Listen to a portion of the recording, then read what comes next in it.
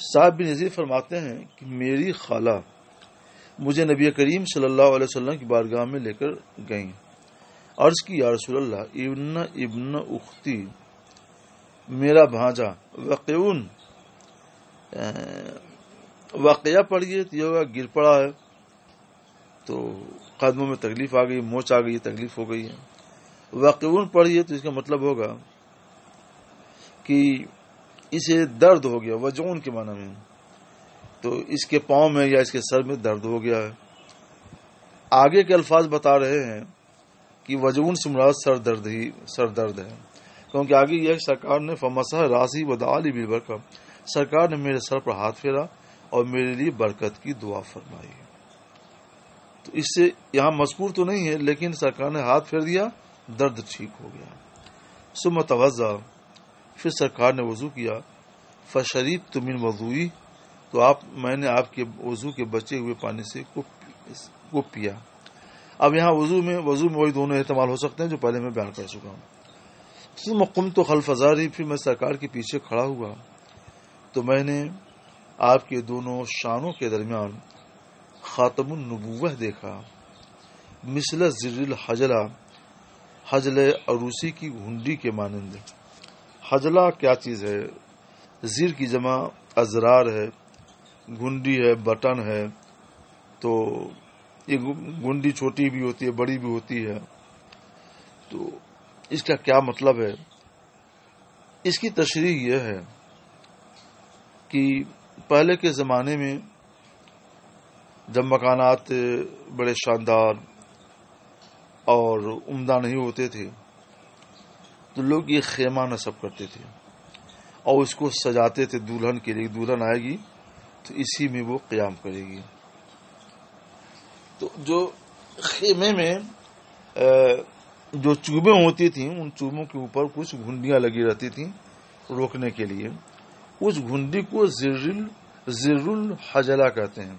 حجل عروسی یعنی دلہن کے لیے سجائے ہوئے کمرے کی گھنڈی. تو یعنی اس کے برابر، اس گھنڈی کے برابر وہ خاتم النبوہ میں نے دیکھا، یہ بتانا چاہتے ہیں. تو اللہ تعالیٰ نے آپ کی پشت پر یہ مہر لگا دی تھی، خاتم النبوہ، آخر النبوہ، یعنی آپ آخری نبی ہیں. اس کی مہر لگ گئی اور اس کا مطلب یہ تھا کہ اب آپ کے بعد کوئی نبی نہیں آئے گا. باب محمد مدہ وستنشق من غرفۃ واحدہ، کلی کرنا اور ناک میں پانی ڈال کر چھڑکنا ایک ہی چلو سے. ایک چلو میں پانی لیا اور اسی پانی سے کلی بھی کر لی اور اس پانی سے ناک میں پانی ڈال کر صاف بھی کر لیا. جب پانی تھوڑا ہو تو ایسا کرنا جائز ہے، اور پانی زیادہ ہو تو الگ چلو سے کلی کریں، الگ چلو سے ناک میں پانی ڈال کر ناک کو صاف کریں. یہاں میرے عزیز عبداللہ بن زید رضی اللہ تعالیٰ عنہ کی وہی حدیث آ رہی ہے جو اس سے پہلے آپ پڑھ چکے ہیں اور اس کی میں وضاحت بھی کر چکا ہوں. آپ کو پوری حدیث ملا لیجیے، الفاظ بھی وہی ہیں، ترجمہ بھی وہی ہے. باب مسح راس مرتن، سر کا مسح ایک مرتبہ. یہاں بھی وہی حضرت عبداللہ بن زید والی حدیث ہے کہ اس میں یہ سرکار علیہ الصلوۃ والسلام نے سر کا مسح ایک بار کیا. تو اسے ثابت ہوتا کہ سر کا مسح 3 بار نہیں کیا جائے گا بلکہ ایک ہی بار کیا جائے گا. پوری حدیث وہی ہے جو آپ پڑھ چکے ہیں. بابو وضوئی رجل، ضم الواو پڑھیے گا. بابو وضوئی رجل مع امرأتہ، مرد کا اپنی بیوی کے ساتھ وضو کرنا. وفضل وضوء المرأة، اور عورت کے وضو کے بچے ہوئے پانی سے وضو کرنا. اس کا مطلب کیا ہوا؟ لوٹے تو عام طور پر ان کے پاس ہوتے نہیں تھے، بڑا برتن ہوتا تھا، ہاتھ دھو کر کے اس میں پانی ڈالتے، ہاتھ ڈالتے اس میں پانی نکال کر کے وہ وضو کرتے تھے. تب ایک ہی برتن سے ایک ہی ساتھ میاں بیوی دونوں وضو کرنا چاہیں تو وضو کر سکتے ہیں. تو اب اس سے بھی امام بخاری رحمۃ اللہ علیہ کو استدلال ہوگا کہ اس سے ثابت ہوا کہ غسالہ سے وضو جائز ہے، کیونکہ جب مرد نے لیا تو وہ پانی مرد کا غسالہ ہو گیا، جب عورت نے لیا تو عورت کا غسالہ ہو گیا. دونوں ایک دوسرے کے غسالے سے وضو کر رہے ہیں. میں اس کا جواب ظاہر ہے کہ پہلے یہ لوگ اپنا ہاتھ دھو کر کے تب اس میں ہاتھ ڈالتے ہیں. تو جب ہاتھ دھو کر کے اس میں ہاتھ ڈالیں گے تو ایسے ہاتھ کا پانی نہ غسالہ ہوگا نہ ناپاک ہوگا. اس لیے اسے استدلال نہیں ہو سکتا ہے. اچھا، اس کے بعد کہاں چلا گیا؟ وتوضأ عمر، حضرت عمر رضی اللہ تعالی عنہ نے گرم پانی سے وضو کیا. ومن بیت نصرانیہ، اور ایک عیسائی عورت کے گھر سے پانی لے کر بھی وضو کیا. اس سے معلوم ہوا گرم پانی سے بھی وضو کر سکتے ہیں. ٹھنڈا کا مہینہ ہے تو آپ نیم گرم پانی لے کر اس سے وضو کر سکتے ہیں. اور نصرانیہ کے گھر سے وضو کی ضرورت تھی تو پانی مانگا، نصرانیہ نے پانی دیا، اس سے آپ نے وضو کیا، تو اس میں بھی کوئی حرج نہیں، یہ بھی جائز و درست ہے.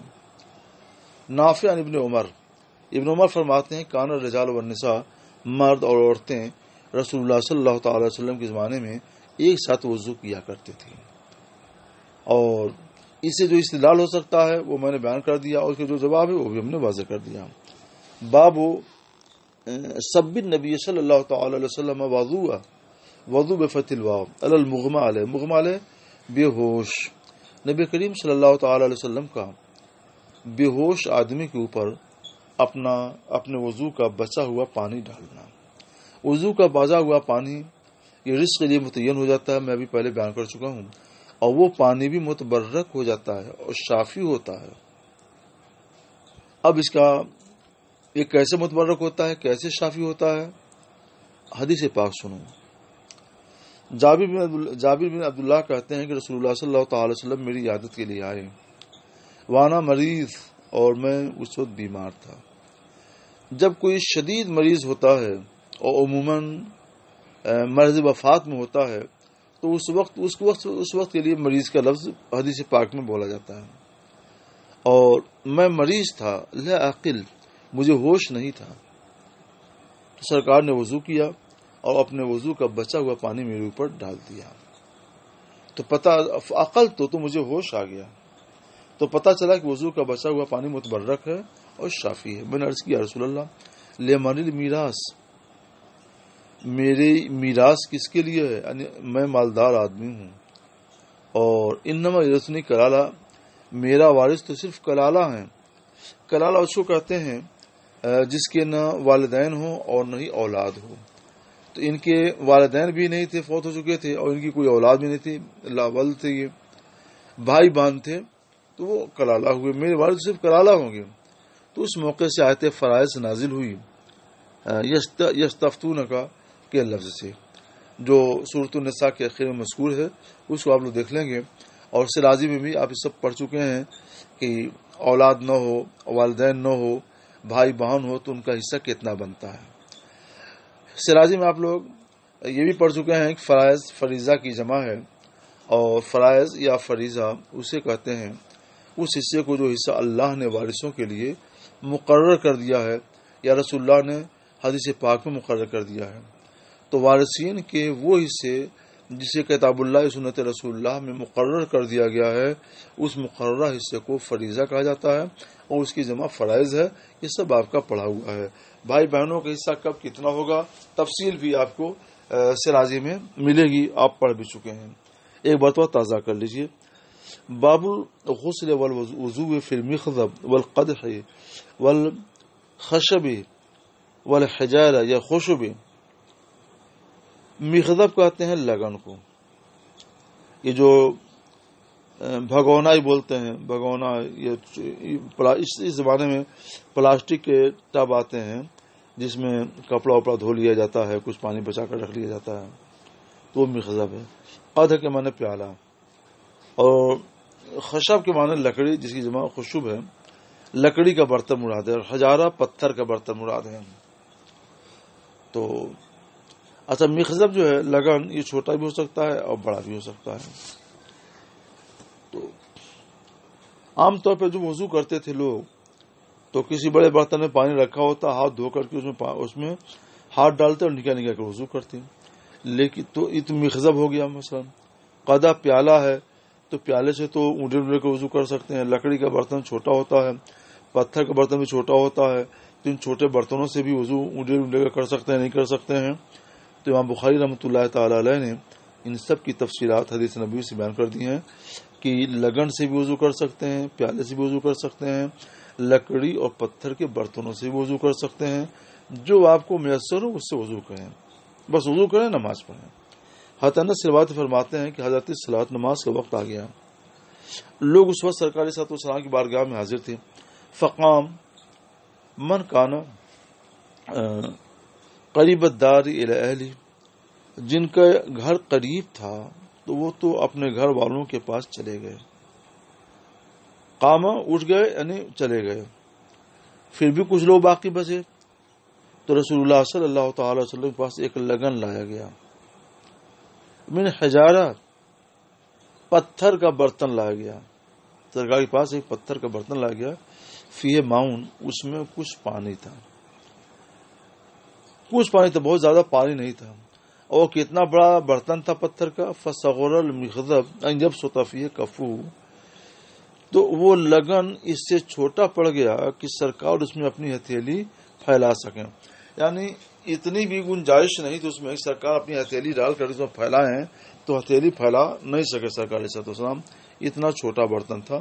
ہم اس کا مطلب خیر ترجمہ کریں گے کہ فصغر المخضب، اور مخضب اتنا صغیر تھا، چھوٹا تھا کہ اس میں سرکار اپنی ہتھیلی بھی پھیلا نہ سکے، مگر سرکار نے جب ہاتھ رکھ دیا تو آپ کی انگلیوں سے اور کف دست سے پانی ابلنا شروع ہو گیا اور لوگوں نے وضو کرنا شروع کیا، سارے لوگوں نے وضو کر لیا۔ یہاں پر پوری تفصیل نہیں ہے کہ ینبوع الماء من اصابعہ، لیکن دوسری جگہ پہ تفصیل بھی آئی ہے کہ پانی میں برکت ہوئی، پانی ابل کر ابلنے لگا اور سارے لوگوں نے وضو کر لیا۔ ہم نے پوچھا کم کنتم، آپ لوگ کتنے رہے ہوں گے؟ فرمایا 80 یا 80 سے زیادہ۔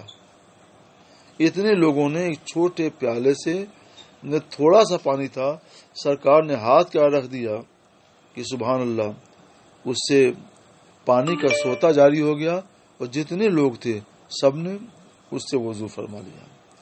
اس مضمون کی حدیثیں بہت ہیں، سرکار صلی اللہ علیہ وسلم کے ہاتھوں سے، انگلیوں سے پانی بارہا نکلا ہے۔ ہم اس پر انشاءاللہ پھر کسی اور موقع سے جب یہ حدیث تفصیل سے آئے گی تو وہاں گفتگو کریں گے۔ ابو موسیٰ اشعری کا بیان ہے، یہ وہی حدیث جو بھی آپ نے پڑھ لی کہ نبی کریم صلی اللہ تعالی وسلم نے ایک پیالہ میں جس میں پانی تھا، آپ نے دونوں ہاتھ دھوئے، چہرے کو دھویا اور اس میں کلی فرمائی، اور حضرت بلال سے ان سے فرمایا کہ اشربا منہ، اسے تم لوگ پی لو، اس میں سے کچھ پی لو، کچھ چہرے پر اور کچھ سینے پر ڈال دو۔ یہ ہے عبداللہ بن زید۔ تو یہ عبداللہ بن زید والی وہی حدیث ہے جو آپ پہلے پڑھ چکے ہیں، اس میں بس اتنا ہے کہ فاخرجنا له ماء فی طہور، ہم نے سرکار کے لیے پانی نکالا پیتل کے ایک تشت میں، بس یہ اتنا اضافہ ہے۔ اس سے پہلے والی حدیثوں میں فاخرجنا له ماء فی طہور من صفر کا لفظ نہیں ہے، اس میں یہ ہے، اس سے یہ پتہ چلا کہ پیتل کے برتن میں بھی لوٹا وغیرہ ہو تو اس میں پانی رکھ کر کے اسے وضو کر سکتے ہیں۔ عبید اللہ بن عتبہ سے کا بیان ہے کہ حضرت عائشہ صدیقہ رضی اللہ تعالیٰ عنہ نے فرمایا، لما ثقل النبی صلی اللہ تعالی علیہ وسلم، جب نبی کریم صلی اللہ تعالی علیہ وسلم کا بدن بھاری ہو گیا، واشتد بہ وجعہ، اور آپ کی تکلیف بڑھ گئی، سرکار کو شدید بخار تھا، اور جب شدید بخار ہوتا ہے تو اس وقت بدن بھاری ہو جاتا ہے، کہیں چلنے پھرنے کو جی نہیں چاہتا۔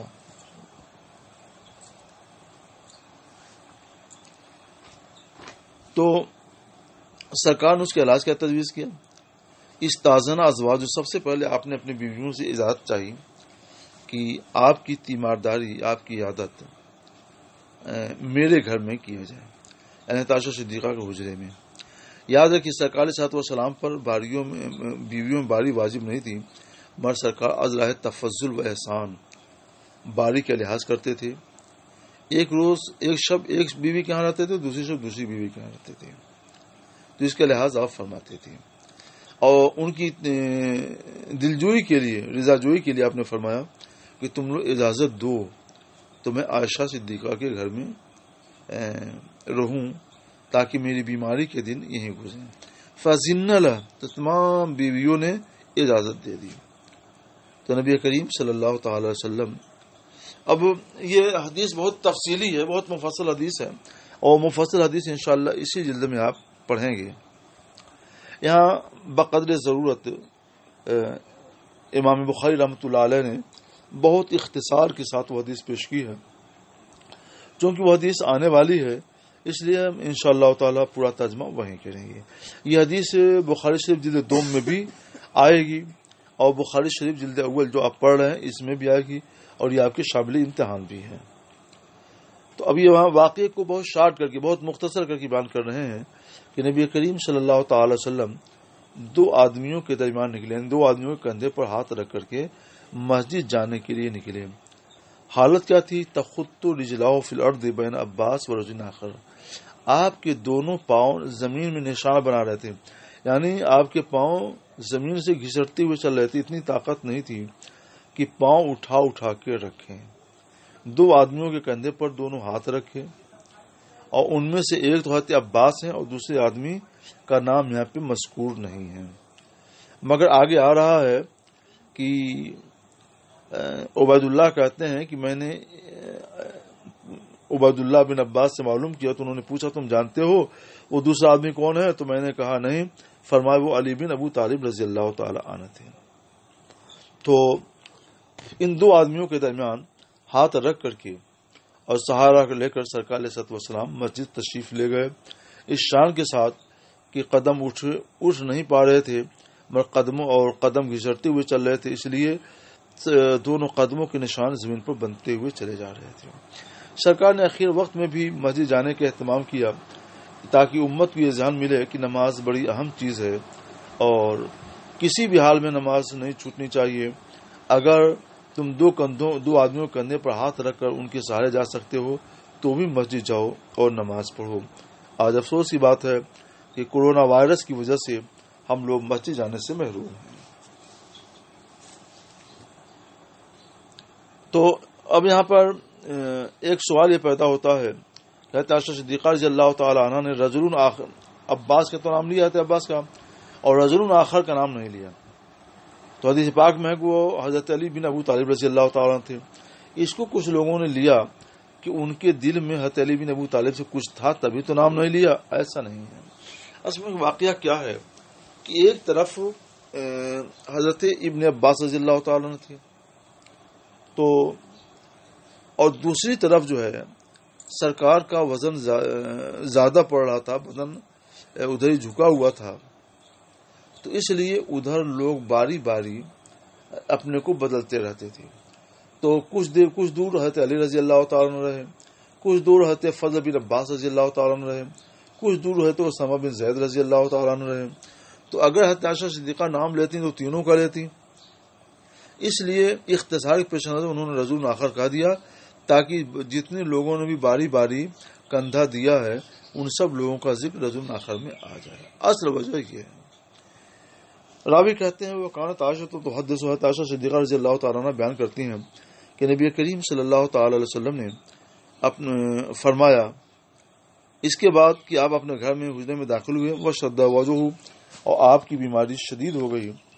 تو گھر میں داخل ہونے اور بیماری کی شدید ہونے کے بعد آپ نے فرمایا کیا حریق علیہ کیا ہے من سبی قربہ کی جمع ہے مشق 7 مشکیزہ پانی میرے اوپر بہاؤ.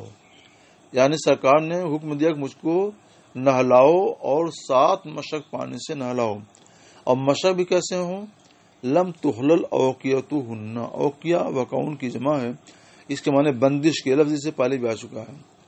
جن کی بندش کھولی نہ گئی ہو وہ لوگ کیا کرتے تھے عرب کہ مشکیزوں میں پانی بھر کر کے اوپر سے مضبوطی سے باندھ دیتے تھے, ورنہ کھلا رہے گا تو اس کے اندر گرد و غبار چلی جائے, کبھی کچھ اور بھی ہو سکتا ہے. تو اچھا سرکار نے جو قید لگائی کہ ان کی بندش کھلی نہ گئی ہو تو اس کی ایک وجہ تو یہی ہے کہ وہ پانی بالکل صاف ستھرا ہوگا, اور دوسری یہ پورا پانی مل جائے. کھلا ہوا ہوگا تو ہو سکتا ہے کچھ میں سے کچھ پانی استعمال کیا گیا ہو, اور بند ہوگا تو اطمینان ہوگا کہ پورا پانی اس کے اندر موجود ہے. اس لیے سرکار نے فرمایا پورے 7 گھڑے 7 مشیزہ پانی سے مجھ کو نہلاؤ. لعلی آحد الی الناس, تاکہ میں لوگوں کو وصیت کروں, تاکہ میں لوگوں کے پاس جاؤں اور انہیں کچھ وصیت کر دوں. وجلس فی مخضب, اور سرکار صلی اللہ علیہ وسلم کو زوجہ نبی کریم صلی اللہ تعالی علیہ وسلم حضرت حفصہ رضی اللہ تعالی عنہ کے لگن میں بٹھا دیا گیا، وہ لگن بڑا تھا. ثم اتفقنا نصب علیہ تلک، پھر ہم سرکار کے اوپر ایک ایک مشیزہ پانی ڈالتے رہے. حتی اتفق یشیر الینا، یہاں تک سرکار ہمیں اشارہ کرنے لگے. ان قد فعلتم، ہاتھ سے اشارہ کیا کہ ہاں تم لوگوں نے حکم پر تعمیل حکم کر لیا. اب ثم خرج الناس، پھر آپ لوگوں کی طرف نکلے، یعنی مسجد آئے. اور اس کے بعد کا کیا واقعہ ہے وہ آگے حدیث پاک میں آ رہا ہے انشاءاللہ تعالی.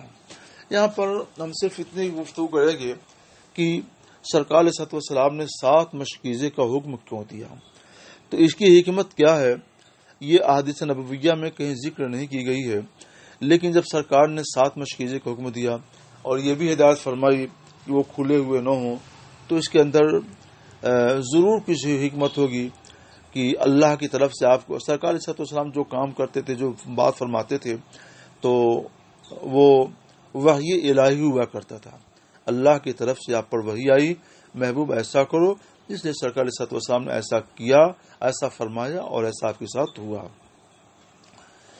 تو یہ وحی الہی سے تھا. اب اس کی حکمت کیا ہے اللہ جانے، اللہ کے رسول جانے. ہم اتنا سمجھتے ہیں کہ بہت سی چیزوں میں 7 کا عدد ملحوظ رکھا گیا ہے. عبادتوں میں بھی 7 کا موضوع رکھا گیا ہے، اور اشیاء میں بھی، جیسے اللہ نے آسمان 7 بنائے ہیں، تو اب اس میں کیا حکمت ہے اللہ جانے. زمین 7 طبق کے بنائے ہیں، اس میں کیا حکمت ہے یہ اللہ جانے. آپ نے اس سے پہلے پڑھا کہ ایک خاص قسم کے جھوٹے سے برتن کو پاک کرنے کے لیے سرکار نے 7 مرتبہ دھونے کا حکم دیا ہے. تو کسی کے نزدیک 7 مرتبہ دھونا واجب ہے، کسی کے نزدیک مستحب ہے، لیکن ہے تو تب اس میں کیا حکمت ہے یہ اللہ جانے، اللہ کے رسول جانے. اور طواف کعبہ بیت اللہ شریف کا جو طواف کیا جاتا ہے تو حکم یہ 7 چکر کیا جائے، تب اس میں کیا حکمت ہے اللہ جانے، اللہ کے رسول جانے. اس کے بعد سعی کرتے ہیں، صحیح بھی یہی ہے، 7 مرتبہ صحیح ہونی چاہیے، 7 چکر. اور حکمت کیا ہے اللہ جانے، اللہ کے رسول جانے. تو جناب والا اس طریقے سے آپ دیکھیے گا تو اور بھی عبادتیں آپ کو ملیں گی جن میں 7 کے عدد کا لحاظ رکھا گیا ہے. اسی طرح سرکار صلی اللہ علیہ وسلم نے یہاں بھی 7 کی عدد کے لحاظ فرمایا. اس کی حکمت جو ہے یہ ہم لوگ نہیں سمجھ سکے، مگر ایسا ہے.